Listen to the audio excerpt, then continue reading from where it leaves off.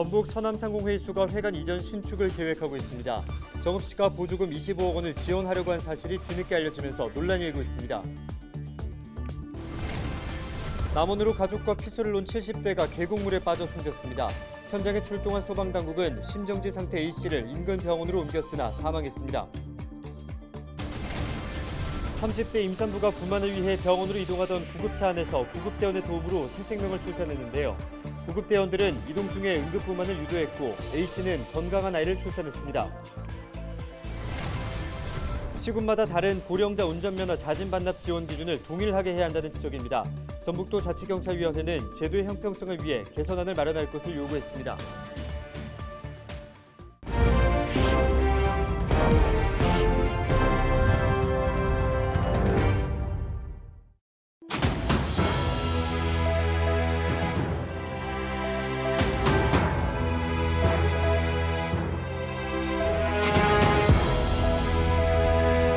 여러분 안녕하십니까? 헬로티비 전북뉴스입니다.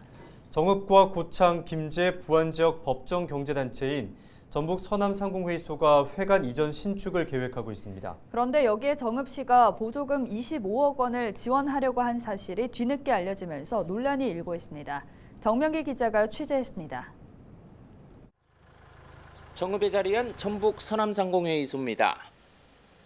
정읍과 고창, 김제와 부안 지역 상공인의 권익을 대변하고 상공업 발전을 꾀하는 경제단체입니다. 회원수는 정읍이 120명으로 가장 많고 김제가 87명, 고창과 부안이 각각 14명에 이릅니다.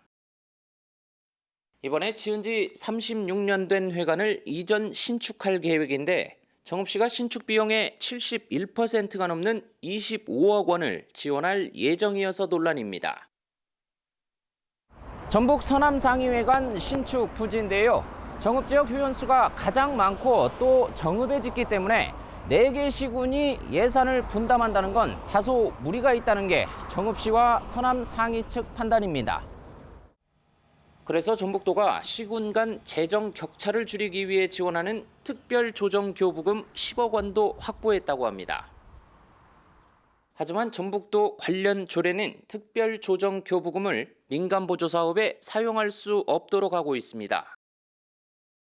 때문에 정읍시는 특별조정교부금 10억 원은 다른 사업에 쓰고 대체한 사업비를 서남상의 회관 신축에 쓰는 이른바 재원대체를 대안으로 내놨습니다.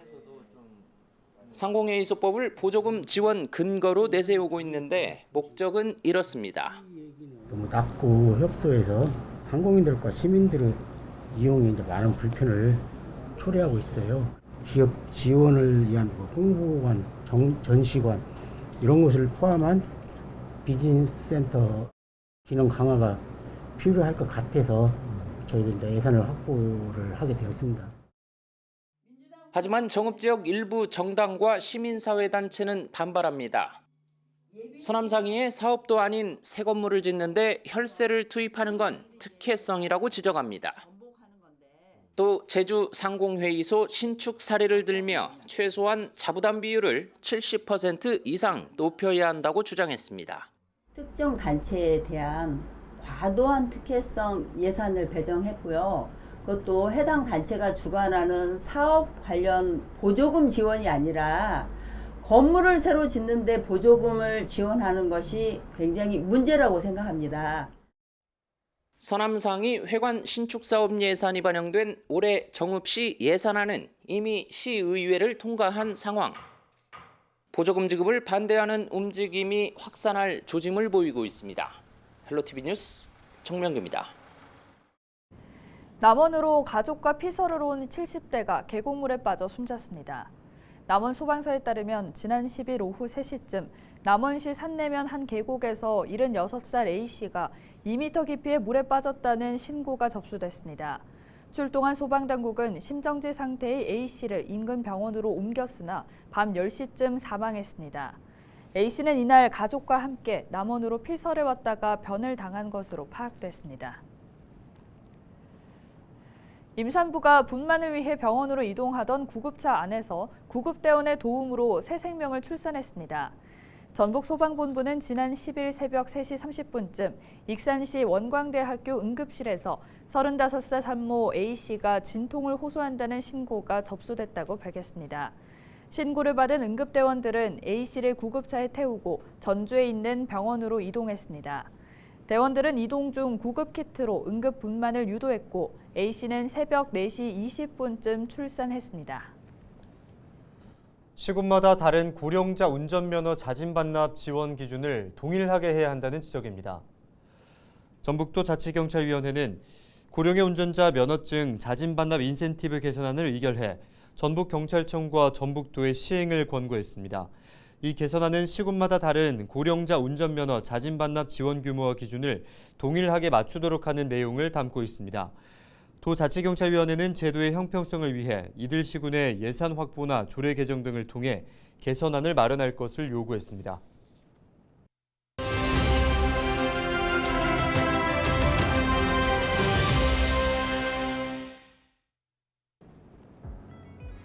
코로나19 격리자가 받을 수 있었던 생활지원금. 정부는 11일부터 이 생활지원금을 일부 가구에게만 지급합니다. 그동안은 소득에 관계없이 생활지원금을 주다가 지급 대상을 축소하기로 한 건데요. 그렇다면 앞으로 누가 코로나 격리 생활지원금을 받게 될까요? 소득 하위 절반에 해당하는 사람만 받을 수 있습니다. 소득 하위 절반, 이 말이 좀 어려운데요. 쉽게 말해 국내 가구를 소득 순으로 쭉 줄 세웠을 때 정확히 중간에 있는 가구의 소득보다 소득이 낮은 가구를 말합니다. 최근에 납부한 건강보험료를 보면 생활지원금 지급 대상에 포함되는지 확인할 수 있는데요. 4인 가구의 경우 건강보험료로 월 18만 원 정도를 내면 생활지원금을 받을 수 있습니다. 건강보험료 관련 문의는 국민건강보험공단 홈페이지에서 확인하면 됩니다.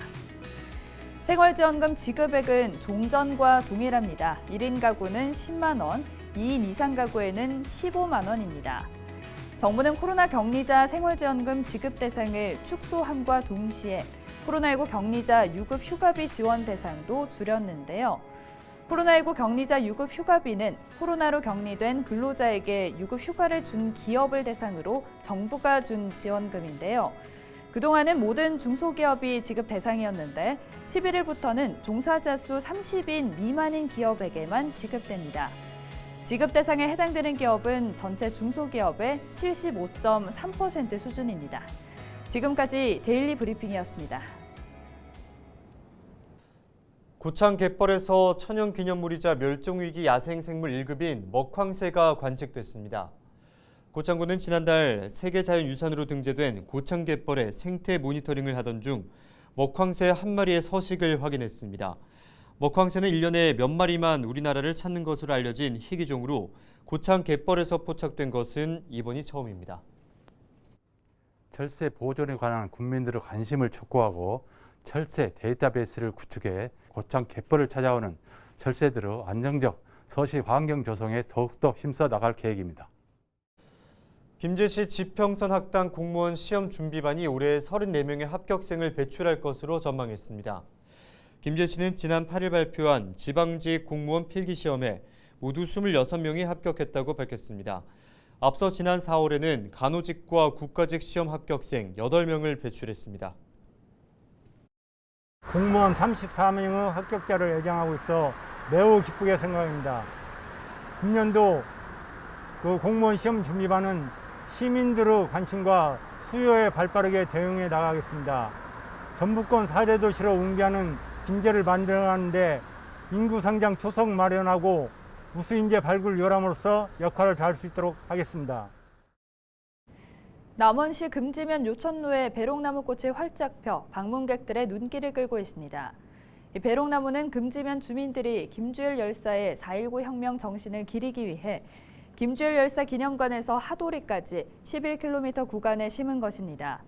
배롱나무는 100일 동안 꽃이 피고 지기를 반복해 목백일홍으로도 불리고 있습니다. 요즘 날씨가 많이 더워서 좀 힘들었는데 백일홍 예쁜 꽃들 보니까 저희가 많이 가시는 것 같고 기분도 좋아져서 나중에 시간 되면 또 친구들이랑 백일홍 예쁜 꽃들 보러 거리 다시 방문하고 싶어요.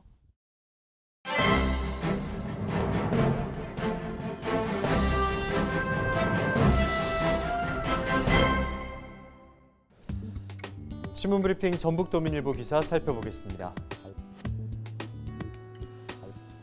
네, 지난 1일부터 유류세 인하폭이 기존 30%에서 37%로 확대되면서 무섭게 치솟기만 하던 전북 지역의 기름값이 하락세를 이어가고 있습니다. 특히 한 달 전부터 자취를 감췄던 리터당 1,900원대 주유소까지 속속 등장하며 추가 하락에 대한 기대감도 커지고 있는데요. 9일 한국석유공사 유가정보서비스 오피넷에 따르면 도내 휘발유 평균 리터당 가격은 2,098원, 그리고 경유는 2,123원입니다. 일주일 전과 비교해 휘발유는 23원, 경유는 17원이 각각 내려갔습니다. 아직까지 유류세 인하 효과에는 미치지 못했지만 도내 곳곳에는 휘발유 기준 1,900원대 주유소도 생겨나기 시작했습니다. 통상적으로 국내 기름값은 2, 3주의 시차를 두고 선행지표인 국제유가를 따라가는 경향이 있어 당분간 기름값은 한동안 하락세를 보이다가 정체할 것으로 전망되는데요. 또한 산업통상자원부 등 정부기관은 도내 정유사와 주유소의 불법 행위를 점검하기 위해 다음 주쯤에 방문할 것으로 보입니다. 이 기간 지자체 인력과 함께 판매 가격이 미미한 주유소를 대상으로 담합 여부 등을 살피고 가격 인하에 적극 동참해 줄 것을 요청할 방침입니다. 지금까지 신문브리핑이었습니다.